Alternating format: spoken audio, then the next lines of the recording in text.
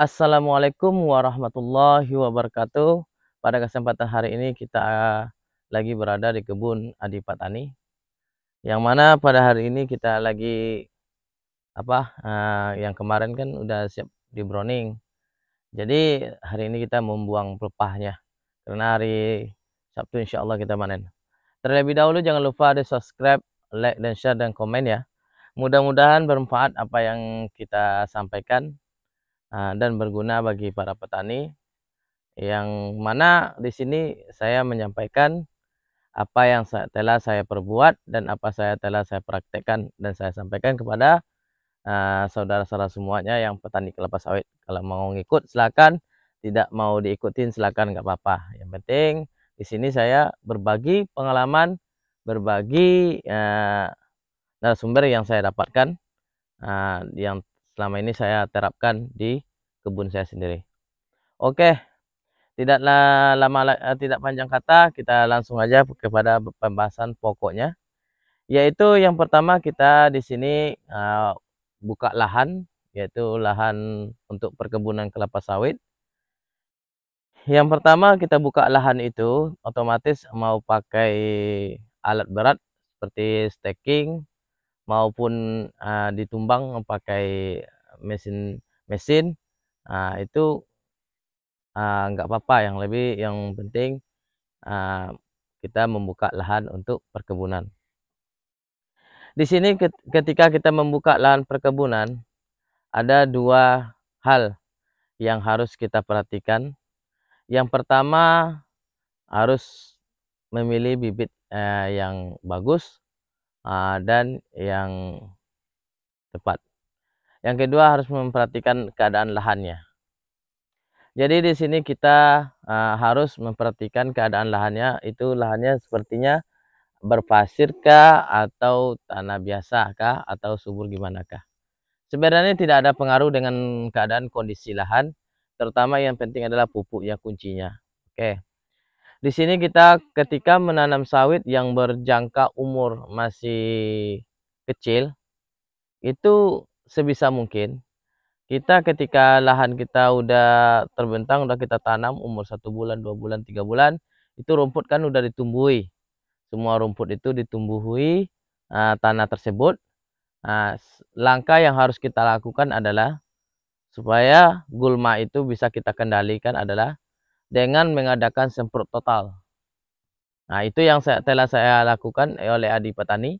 Waktu dulu itu, waktu masih sawit kecil itu yang dilakukan oleh Adi Petani itu, umur sawit mulai tanam mulai dari tanam itu sampai 1 tahun, 2 tahun, itu Adi Petani selalu menyemprot total perkebunan kelapa sawit.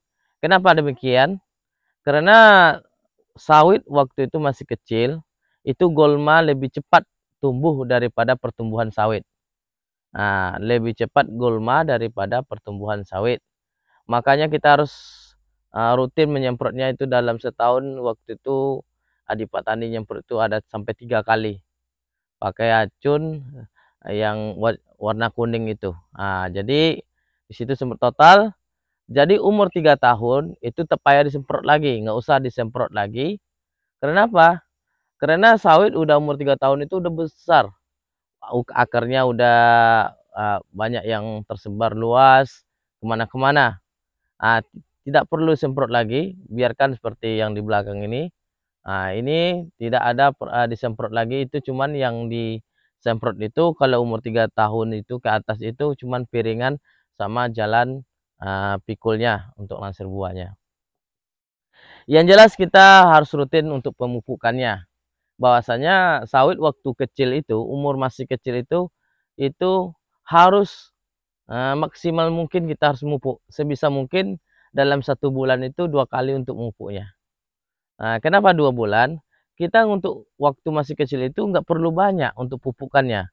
Dari 1 tahun, 2 tahun itu nggak perlu banyak pupuknya. Karena apa? Karena waktu kecil itu dia butuh nutrisi yang sangat banyak untuk pertumbuhannya lebih mantap nanti ke depannya. Biar besar dia kan gitu. Jadi untuk itu Adi Petani selalu menerapkan itu dari awal.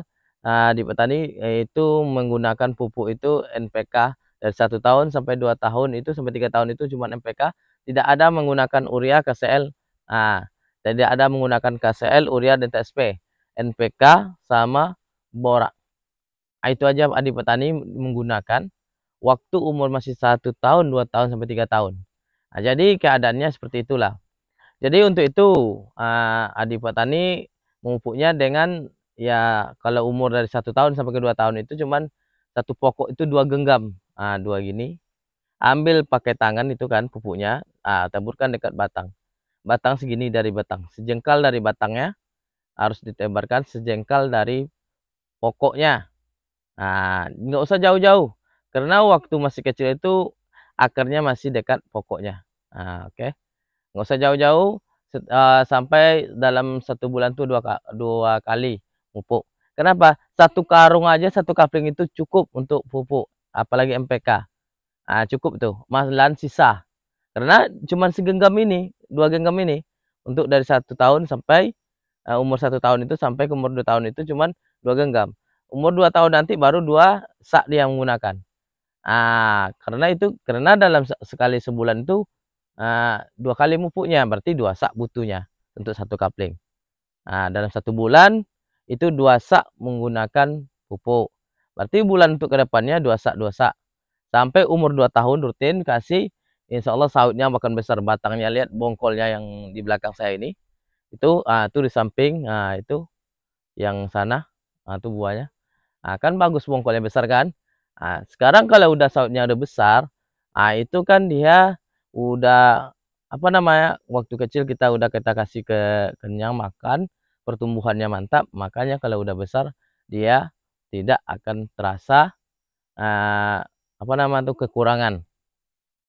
Oke, gitulah adik petani menerangkan bahwasanya adik petani itu dari awal gitu cara pemupukannya, baik cara perawatannya seperti itulah adik petani lakukan, yang telah saya praktekkan. Tapi hasilnya alhamdulillah membuktikan, menjamin bahwanya apa yang saya terapkan itu menghasilkan. Saya tidak pernah ngikutin cara-cara orang lain, saya ngikutin cara saya sendiri, karena saya pengen tahu, keinginan tahu itu semakin kuat. Apakah betul omongan orang itu seperti itu? Apa enggak betul omongan orang seperti itu? Maka saya buktikan omong orang-orang seperti itu. Katanya seperti ini enggak bagus, katanya akan saya buktikan. Saya buktikan, saya bikin, alhamdulillah bagus. Berarti omongan orang itu tidak terbukti, enggak sesuai dengan omongannya. Oke.